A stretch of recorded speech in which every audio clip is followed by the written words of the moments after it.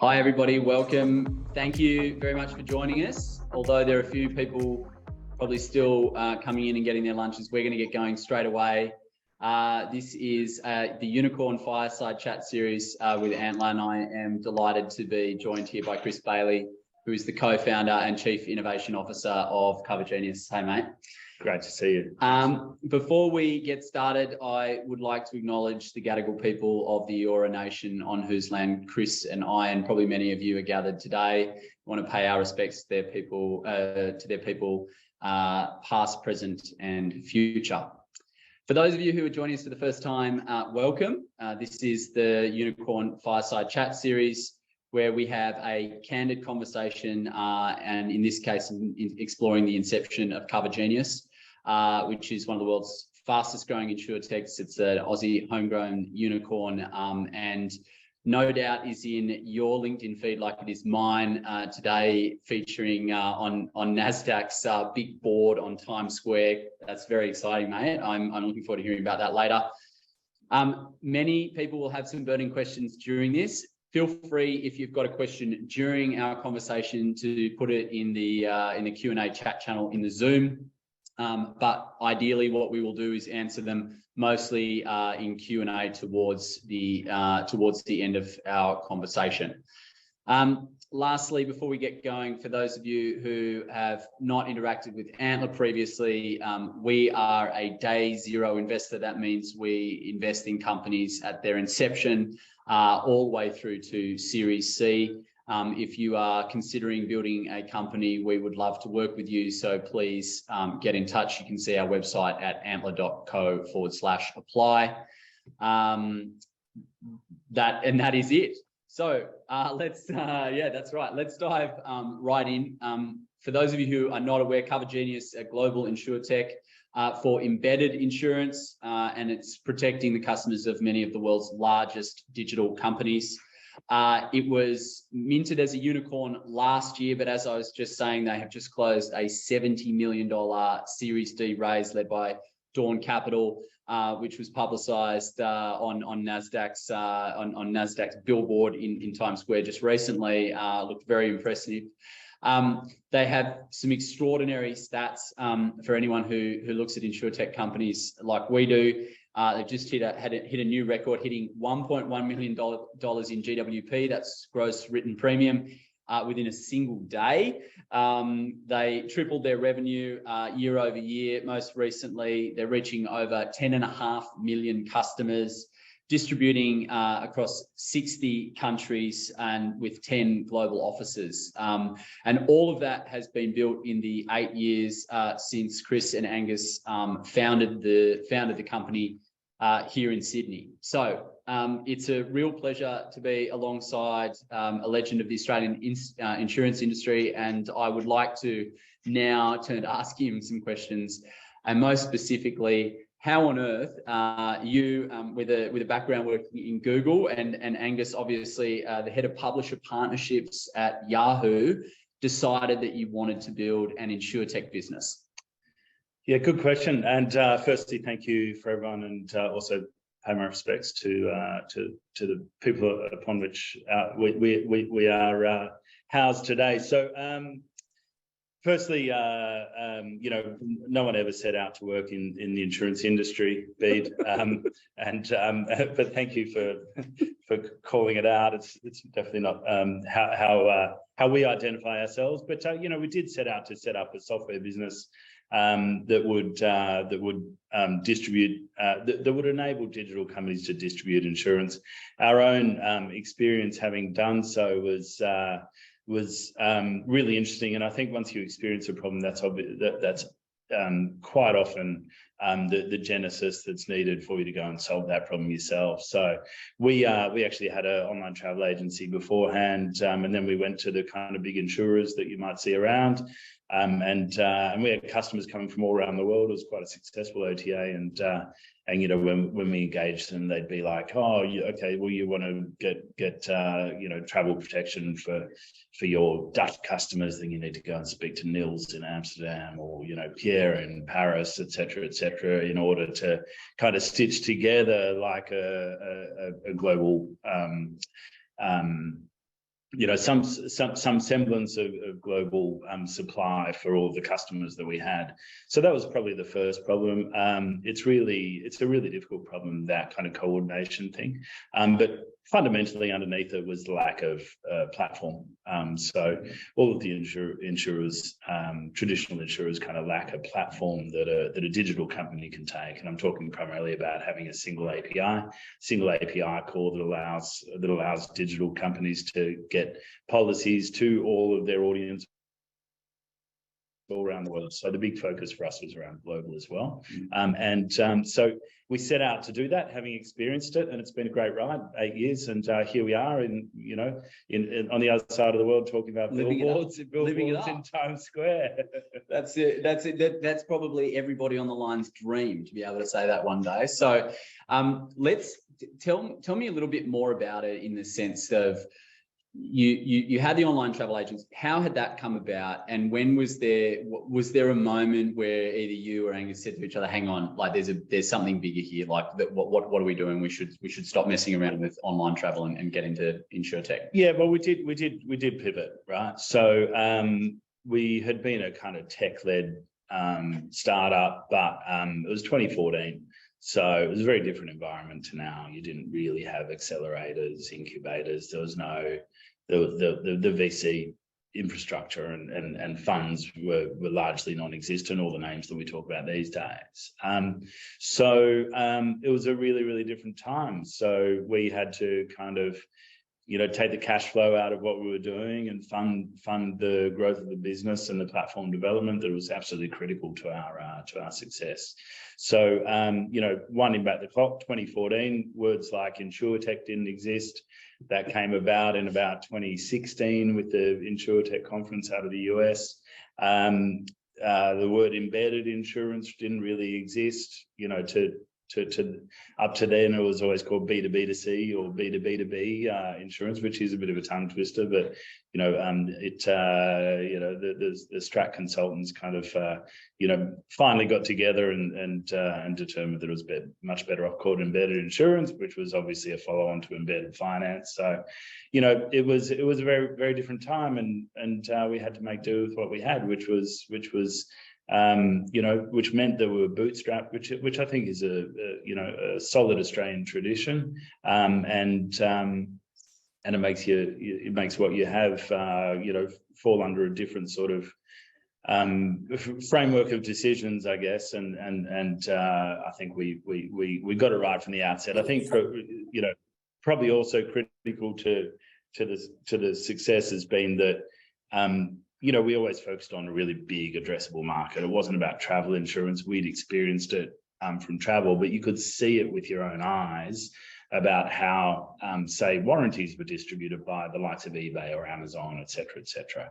Similarly, you could look at how, property insurance is distributed by banks, or all sorts. Event ticketing on the sites like Ticketmaster, et cetera. So there's lots of opportunities, and we figured if we build a platform that kind of enables us to do everything, then if we had some success, then you were in a really big addressable market, and I think that was critical. Tell me, I'm really interested in this, in the fact that you did bootstrap, and a lot of Australia's, top businesses have managed to do that, or were forced to do that because plainly there was a much less mature venture capital market when you launched your company than there is today. How did that form your decision making as to whether or not to take capital or not? You had some cash flow from the existing business, so it was not a pure. It was a slightly different financing environment. But did you think about taking capital, or did you just say from the outset, okay, well, how are we going to finance this through the existing travel businesses P&L? Yeah, it's interesting because I think it depends at what time you talk about. There's kind of like there's multiple seed stages in a sense for us. So if you look at 2013 or 2014, we started the platform development. We wound back the operational side of the business that we had and focused really on platform development. And that was funded from the existing setup.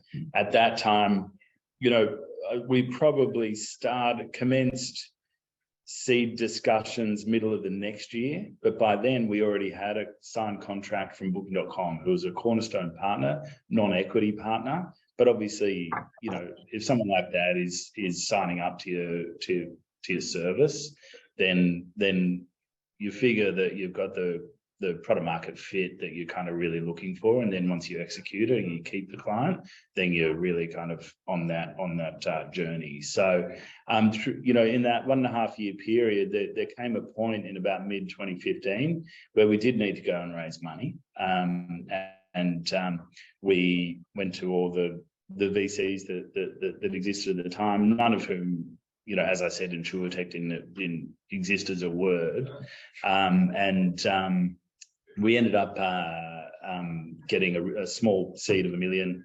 and that was from basically London insurance execs. Mm-hmm. So wonderfully for us, it also brought in our chairman, who remains with us to this day, a guy named Jim Sutcliffe, who was CEO of Old Mutual, which is a big listed mutual insurer.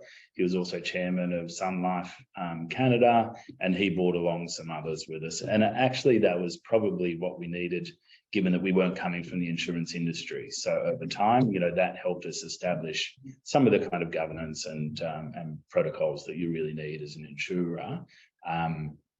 Or as a licensed insurance company, let's call it that, but also helped us get some of the licensing that we need for us to be able to operate as a licensed insurance company in some way, shape, or form in multiple countries. Yeah.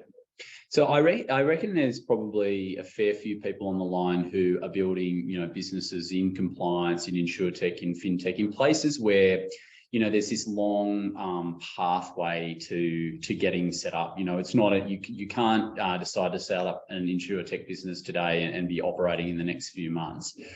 What was that like? How did you kind of manage getting balance sheet, getting distribution, all of these kind of components of building an insurtech? How did that kick off, and how did you manage it versus wanting obviously to service customers and clients as soon as possible?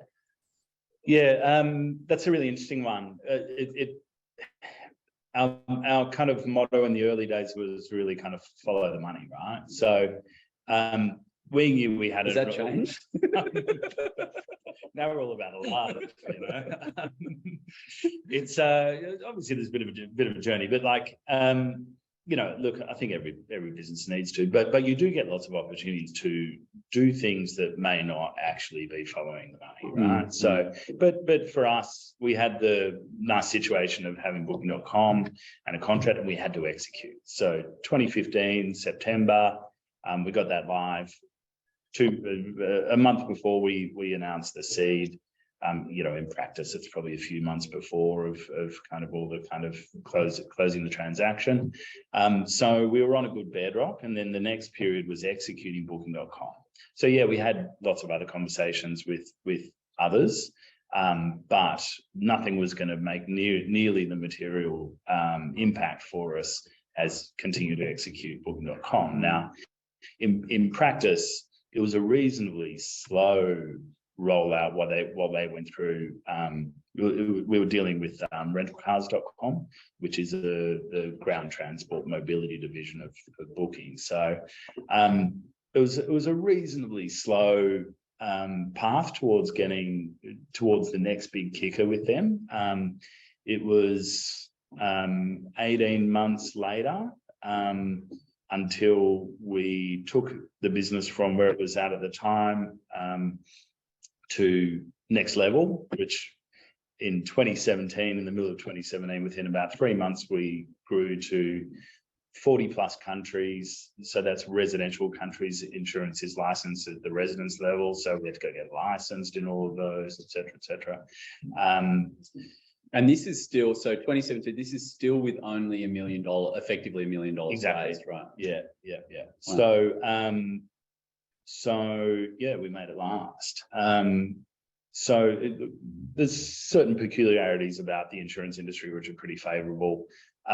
Cash flows, so long as you got well, for us, it was a a whale of a client. So cash flow is pretty strong because the licensed insurer has to be the one that collecting and retaining the money, and then ensuring that there's enough there for claims, etc. So partners accrue, but the cash flow is favourable to the licensee. It's not why we got into it as well. No one went into any industry for tax or advantageous cash flow situations, but it did work out well. So mid 2015 we grew to 40 plus countries, 40 plus languages. Gross premiums grew 8x, all within about 12 weeks of absolute hectic madness. And actually in that time, the team shrunk from about 20 to 13 to 14, just while we really kind of rationalized, ensured that the money saw us through that execution period, because we didn't want to be out, rattling the can, because that's not what you want as a distraction to a really small business at the time. We got through it, executed everything, did what we said it would do, and had the kind of that real trial by fire. All of our partner, all the teams that we were dealing with were really positive about how it went, how versatile we were, how we were able to solve that fundamental issue that we talked about at the start, that it was genuinely became a platform for multiple countries, multiple policies, protecting the customers of a truly global juggernaut with booking. Yeah, so I'm going to have to have a moment, be candid here for a moment, because you're fucking up some of my VC coaching. Because I tell everybody, because every founder that ever existed pins their hopes on selling the mammoth client, early in their existence, and I always say to them, it's never happened. And it never will happen, but it did happen for Cover Genius with Booking.com. What I think is really interesting, though, is like listening to you tell that story. Really, the inflection point came a little bit later, and the kind of specific detail you said, hey, we were going through this inflection point, adding countries, GWP going through the roof, but we pulled back on teams. So there must have been a moment there where you and Angus were sitting down and saying, okay, look, this growth is crazy. We can service it, but like in terms of our capital strategy, we don't want to be raising right now. What did that look like or feel like in 2017? It felt like the right decision, Bede, to be honest. We could have invested, gone to raise money. They would have said, okay, you need 30 salespeople around the world. I can guarantee you 12 months later, we would have been in exactly the same position. So sometimes you got to kind of trust your own instinct about the direction of the company and what your client's telling you. What we found, because we did our Series A shortly after that, right?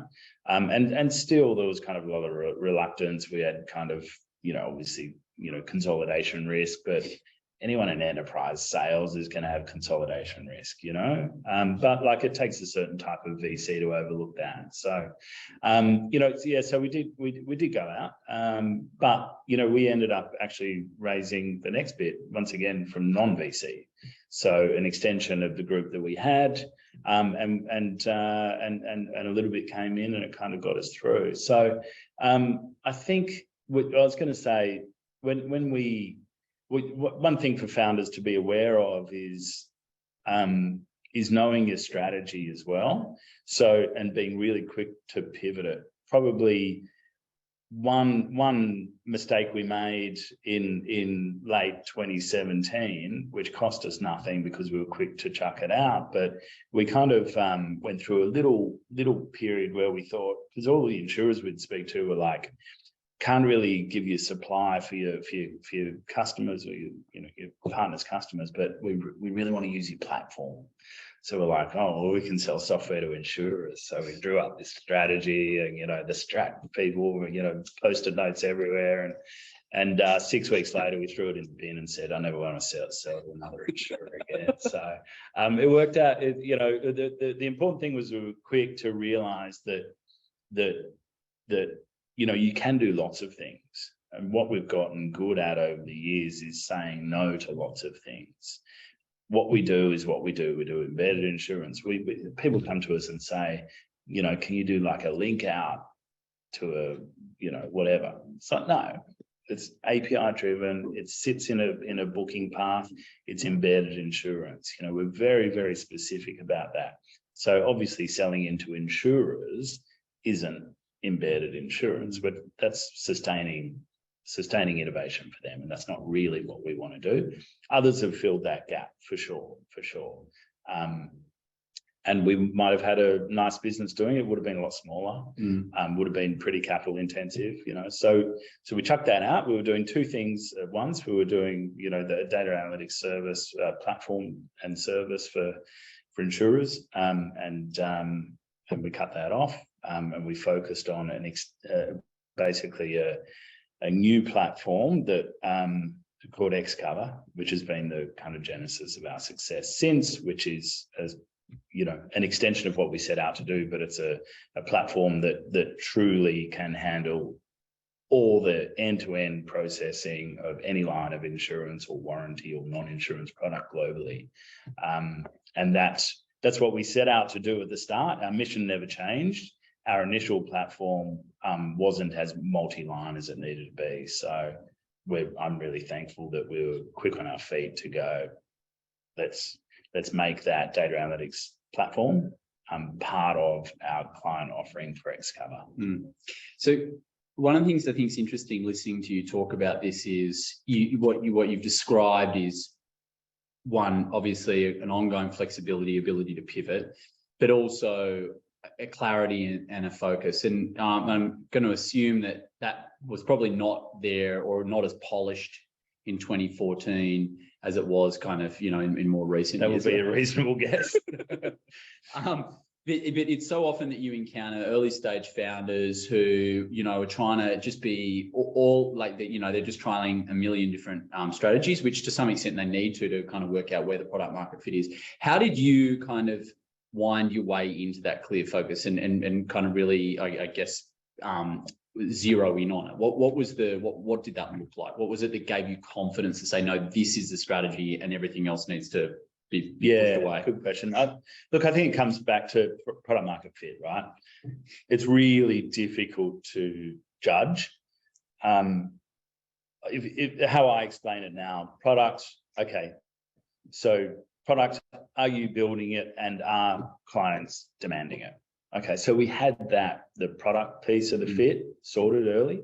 The market fit is really about how big is the market of potential clients that want customers that want that product you talk about. So what's the market fit? Are you building it for that market, and how big is that market? And the thing that you're never really ever going to get right, and VCs don't necessarily get it right, is the market fit, the market size, right? If we set out and we laid this out, then we would have had all sorts of numbers in the kind of, you know, hundreds of million, right?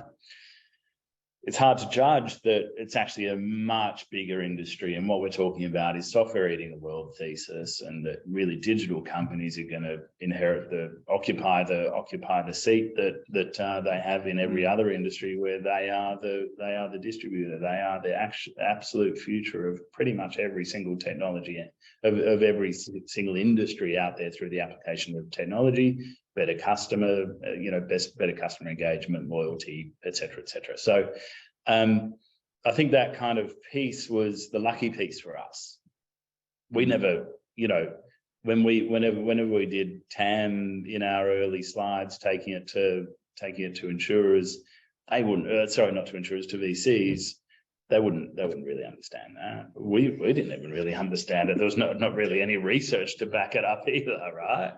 So, but I think we inherently knew that the underlying disruption thesis was one that we wanted to be on. And I think it's also important to understand, disruption versus sustainable innovation. Sustainable, is all about building things for the incumbents.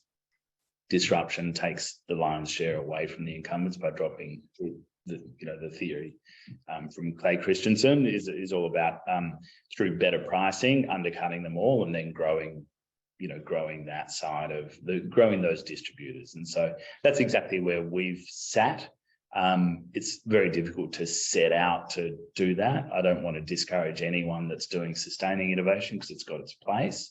And there's plenty of people and friends of mine who are doing sustaining innovation for insurers.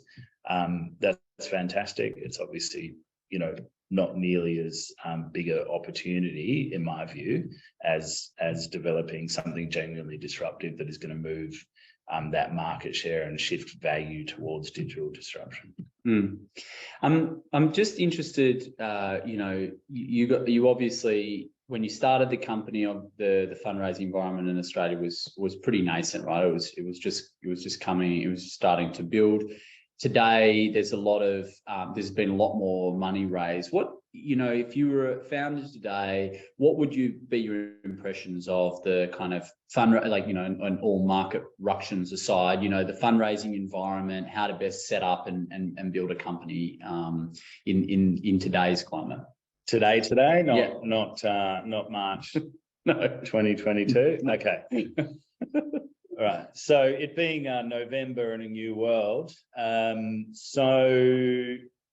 Look, you'll hear it, and I think it's spot on, but the best innovations actually happen in these sorts of markets, right? The whole sharing economy came out of the GFC. Why? Because people had assets that were being underutilized, under-commercialized, and so it sprung up, and it's been hugely beneficial both for customers, but also for the VCs that backed those in the early days and disrupted whole industries. So I think it's hard to predict what's going to come up, but I mean, it's true to say that, in this sort of environment, having smaller checks is not necessarily a bad thing. We've always kind of taken small checks for where we are, like a $70 million D, that's US, a 70 million US C as well. This is indicative of the fact that if you have a really strong business, it's not about the size of the check.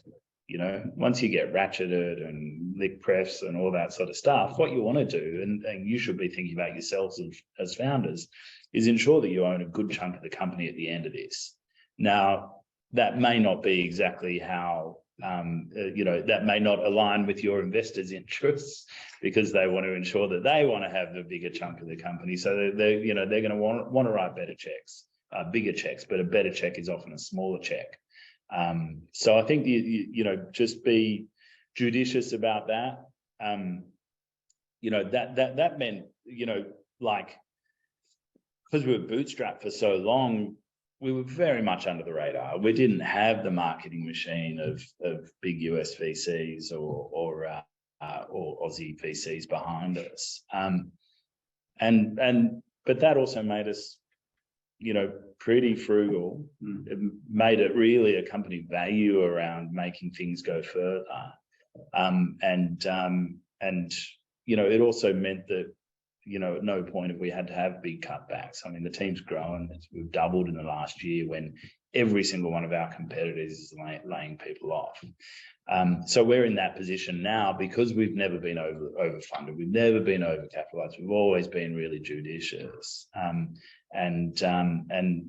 there's a lot of M&A opportunities. So we're starting to announce those as well. That's really exciting. So I'm going to suggest to people to start readying their questions. I have a couple more things that I want to cover, but if you have a question for Chris, please, you can put it online now. We'll actually open also the floor to vocal questions. I think one of the things I did want to ask you about, and perhaps it's easy for you closing just now $70 million, but navigating uncertainty. How do you do that as a leader of a company, right? It's always, I don't think it's ever easy, and it doesn't matter if it actually does matter if you've just raised $70 million. I imagine it's a little bit easier than if you haven't raised $70 million. Uncertainty around what to do with it. But yeah, but how do you, when you think about that from a leadership perspective, how do you navigate uncertainty as a founder? Yeah, that's actually really interesting kind of to explore. Look, I think startups are by their nature uncertain. we've never kind of really bought into much of the kind of well marketed ideas like lean startup model. And I mean, what's lean? Is it just like having no money and making sure you don't spend that no money? That we've been a bit kind of iconoclastic, I guess. Tons of uncertainty through the whole thing. I mean, for us, like going into the pandemic, almost all of our gross premium was travel insurance, event ticketing, like things that were enormously exposed. So but within 6 months, we had the likes of eBay, Insure, Amazon within another 6 months of that, Wayfair, all in 2020. I think like the communication pieces was really important in that, but and I'll explain that. We're always super transparent about what's going on. Thankfully, we'd also not spent all of our time shaking the can to raise funds. So, Angus and I are very, very operational. Every single bit of the company we know how to run. We never kind of overhired, so we didn't have huge amount of redundancies, et cetera, et cetera. There's the very small kind of things that we had to do, but by far the biggest thing that made an impact for us was we put together a proposal for the team where they could take a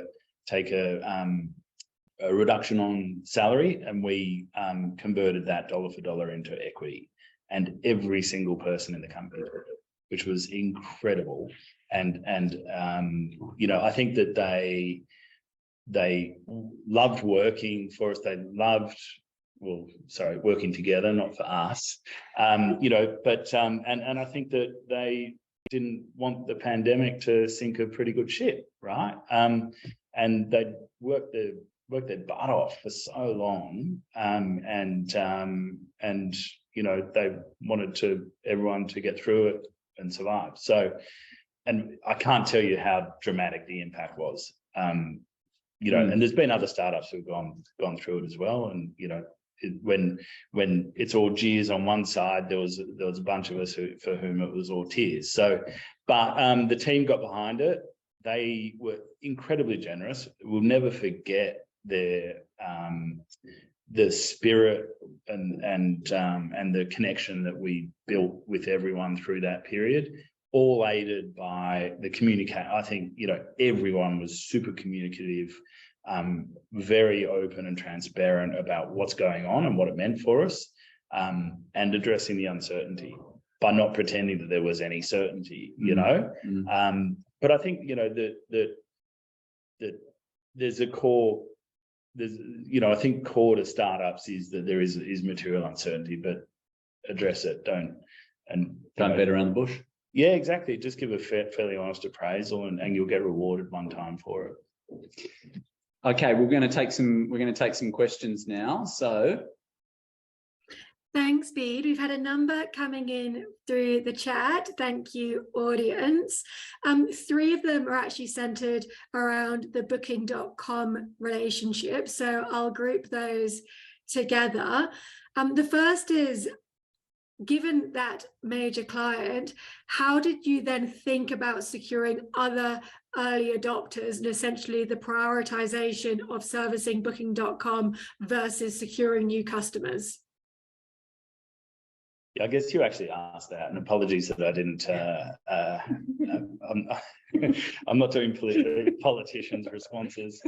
Look, we did both, but we knew that the material impact was only going to be coming from Booking.com, right? We weren't going to go and get another, XX $1 million client, because A, there's not that many out there, and B, we had some luck in terms of our timing. New CEO at Booking.com had the thing that they needed at that exact time, and they'd engaged with the traditional insurance sector and kind of were very underwhelmed with that engagement. So we were doing the right thing for the right people at the right time. So Others we went to, we built a really good pipeline, predominantly in the kind of car rental industry.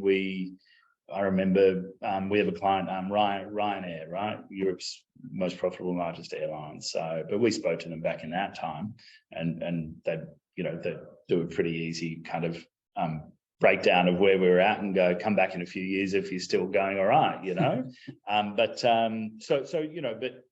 But as I said earlier, if we heavily invested in partnerships and put several $1 million into it, we would have ended up in exactly the same position, because all of them would have been like Ryanair was. So so I think that tons of partnerships and not much cash isn't really tons of expensive partnerships, people in enterprise selling when there's not much cash is probably not the best utilization. We ensured that we could integrate well, that we had a really good partner services model, that we could grow accounts, and that's a key differentiator versus traditional insurers, because we actually understand technology. So that kind of drove a lot of the growth. We were always going to make much more money from growing Booking.com than getting 15 others in a similar space. Makes sense. Thanks, Chris. Jack then would like to kind of delve a bit deeper into actually understanding what the actual process for selling Booking.com was. And do you believe it was successful because you were coming off the back of running a successful OTA yourself? Oh, look, having some success on the OTA front.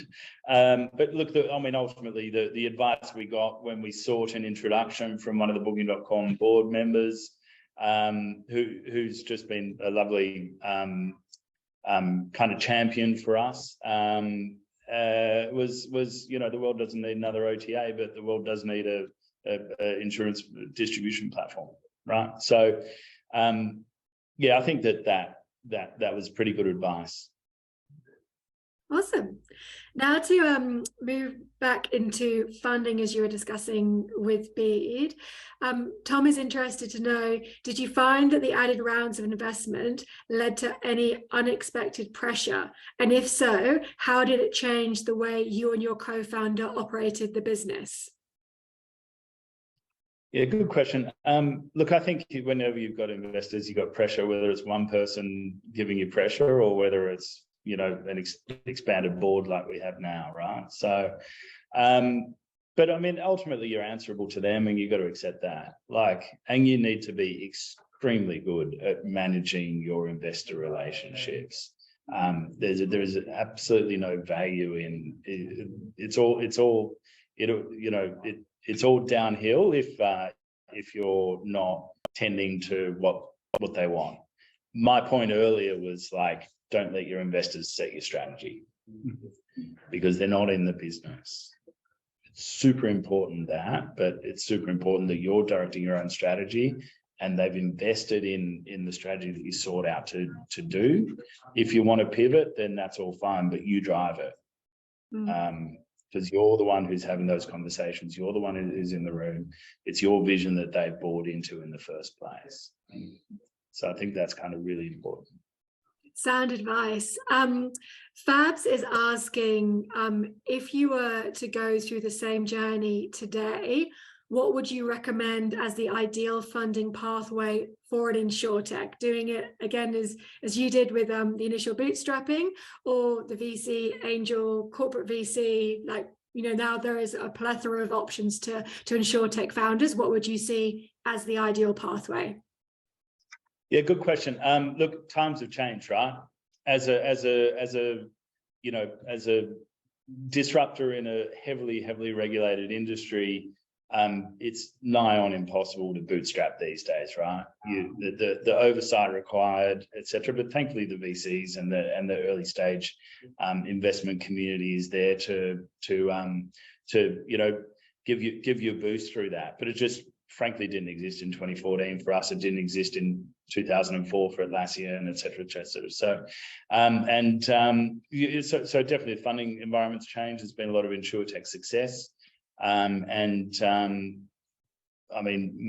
probably say the only one on the corporate VCs, we introduced a corporate VC with Sompo, one of Japan's largest insurers, but only at Series C. I've seen other examples in insurtech space where they took corporate CVC funding really early on, and things didn't really work out very well for them. I think fundamentally because, I don't know, my view on enterprise is an enterprise platform development and selling is you want to own pretty much the end-to-end solution. So that's what we've done, and it's been absolutely critical. But when you take CVC funding early on, it's actually going to be about them getting like a strategic partnership out of you, and you needing them, and them wanting to do what they're already doing, and you end up, you know, not doing the things that you should be doing as a tech company, which is everything. So I think that that's really important. You know, for us by Series C, you know, there was definite advantages for us on the supply side of by introducing you know, a corporate investor, but you know, it didn't change our model at all. I think that's kind of really important. Thank you, Chris. We have two questions which are more centered around the product, so I'll ask those next. Victor would like to delve into, when you say embedded insurance, does it mean that you embed your cover within a licensed insurance company? And also, as a follow-up, how personalized is your cover? I'd like to thank Victor from APRA for joining us today. Just jokes. Look, we're the licensee, and we do whatever licensing requirements there are for our partner to be able to distribute in whatever country, and it differs in every country. So I'm not going to get bogged down in that, but we understand all the licensing requirements in the 60+ countries around the world where we're licensed. So yeah, look, I think yeah, you know, embedded insurance, you can see us, for instance, on eBay. You can see our product warranties being distributed there. Lots of other ones around the world. A big partner is Amazon. You can see us on rentalcars.com. Lots and lots of other ones that you can reference off our website, covergenius.com. You can plug, Chris, that's okay. And then as a follow-up as well, keen to learn where the biggest CapEx is spent on. Is it actually building the platform itself or elsewhere? I'd probably look, I can't really divulge much, but you know, you can look in the Insights tab on LinkedIn for a pretty clear view on how companies spend their money. You know, for us, it's you know, there's a fair bit of engineering outside of engineering, so to speak, but a huge part of what we have to do is build a more and more robust and scalable platform, starting from building it in a microservices structure from the outset. But those technical decisions are hugely important.